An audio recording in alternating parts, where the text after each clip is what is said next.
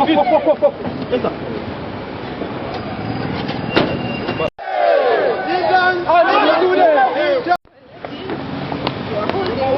Because you don't want to move. I never say that. Can we move? I'm moving. I'm actually. I don't want to go to bed.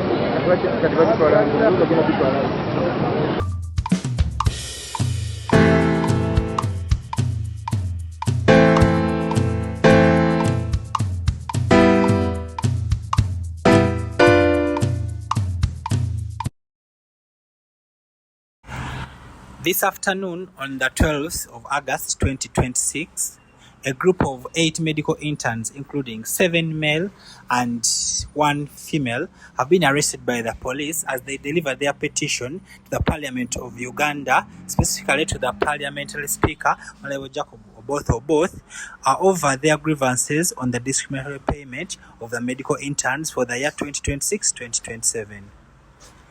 This comes after a long social media engagement and several meetings where interns expressed dissatisfaction with the pay and the proposed payment structure that the government is proposing. For a long time, medical interns working under the supervision of their seniors have always been given 1 million shillings as an allowance to cater for all their needs, including transport, housing, feeding, and all the common necessities. And this has always been given regardless of whether one is a government-sponsored or privately sponsored student. However, starting with this year, 2026, there has been a proposal called the National Education Training for Health Policy, which was introduced, and in this policy, there has been a change from the usual payment structure and schedule of paying all medical interns to a change. With this change, it will be only the formerly government-sponsored medical students that will continue to be paid that allowance of 1 million, while the privately sponsored students will no longer be able to receive that money of 1 million. With the new policy, the formerly privately sponsored medical graduates will be supported by their parents and their guardians or those who sponsored them for their undergraduate training, but the formerly government-sponsored medical graduates will continue to receive this allowance.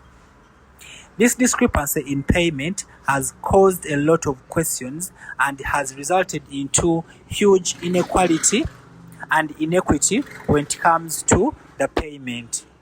It should be noted that most of the times the students who go for government sponsorship in most of these universities are those that had very good high secondary schools, and there are those who are paying extremely high amounts of money in the secondary schools. They had the best education and they managed to get these government sponsorships. The policy brings about inequality and inequity in that it's these able and empowered medical graduates who will continue to be paid this amount, yet those that have struggled all their time through the universities will not receive a penny, raising questions on how they will be surviving, including how they will be able to go about their daily expenses. As all this is happening, just the day before, the Uganda Medical Association, an association that brings together all doctors in the country, had an extraordinary general meeting which was attended by very, very many people. In this meeting, there are so many things that were discussed. However, all doctors expressed dissatisfaction and disagreement with the new proposed policy, which seeks to pay only one group of interns and not pay the other.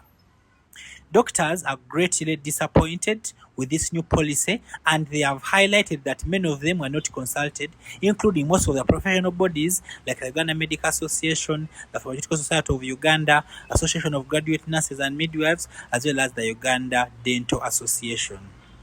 This meeting, which was attended by high-profile people from all the main professional associations, showed extreme dissatisfaction with the policy and greatly distanced themselves from it. All these doctors and pharmacists, dentists and nurses have even threatened to go for an industrial action in 14 days from today if this issue of interns is not solved.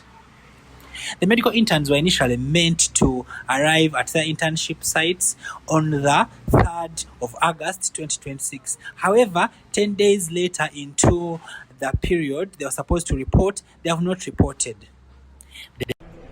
So our fellow countrymen and women and all stakeholders, all institutions, all training sites, the Parliament of Uganda, the Cabinet and the President, His Excellency Yoweri Kaguta Museveni, we have come to you again with this media conference to present our issue. We have spent about 6 months making our outcry about this issue of the NETH policy. We are the medical interns 2026-2027 who have been deployed as of 30th July this year. Our issues are in line with the policy that was launched, which is called the NETH policy, stripping away our allowances as interns. The second thing, graduating after internship, making interns students. We therefore call upon the stakeholders that today, perhaps, if we do this through these means, we shall get your audience. We are seeking for an audience with the President of Uganda and with the Speaker and the Deputy Speaker, and possibly taken for further review, and any other policy that comes in its place should be able to cater for intern allowances.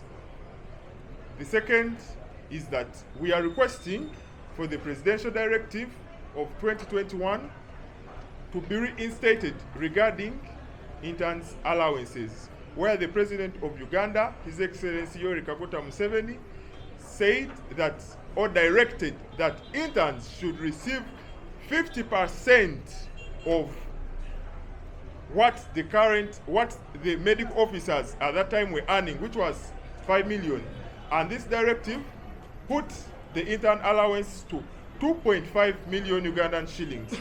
However, only the cohort of that year, 2021, received that money, and hence then it was removed, stripped down to 1 million, and right now it has been removed completely.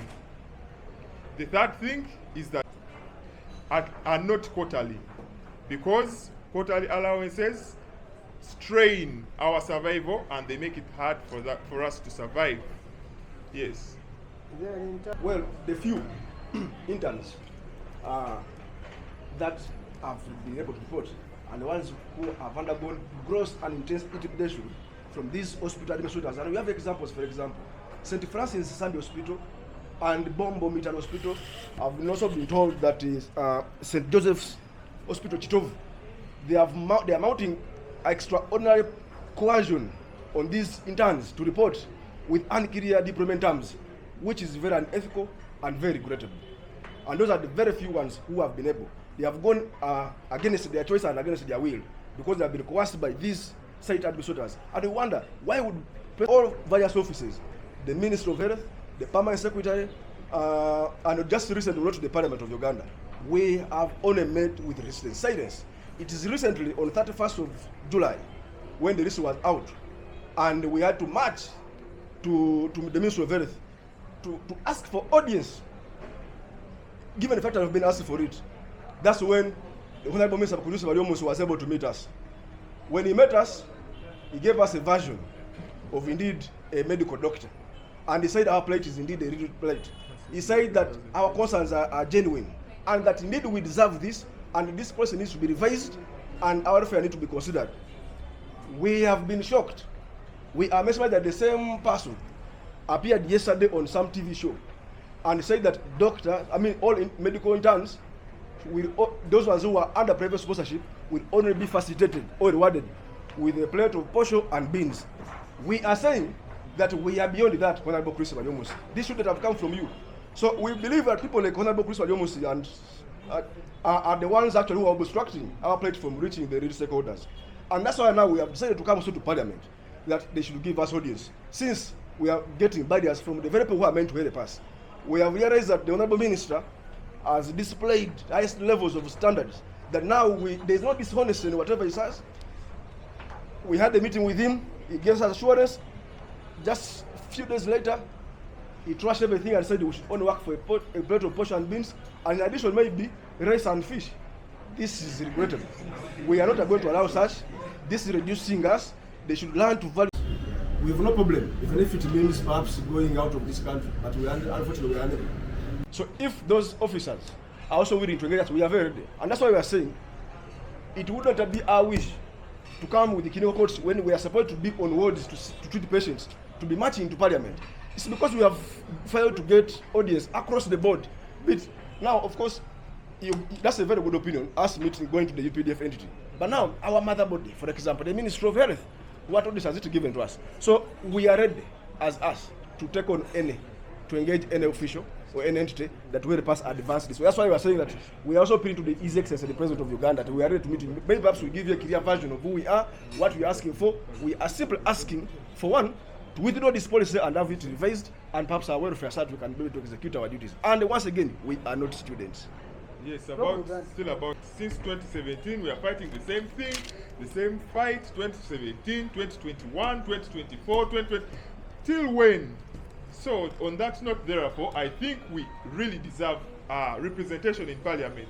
The way you see UPDF has representatives in Parliament, I think the medical profession deserves representatives in Parliament. Through UMA.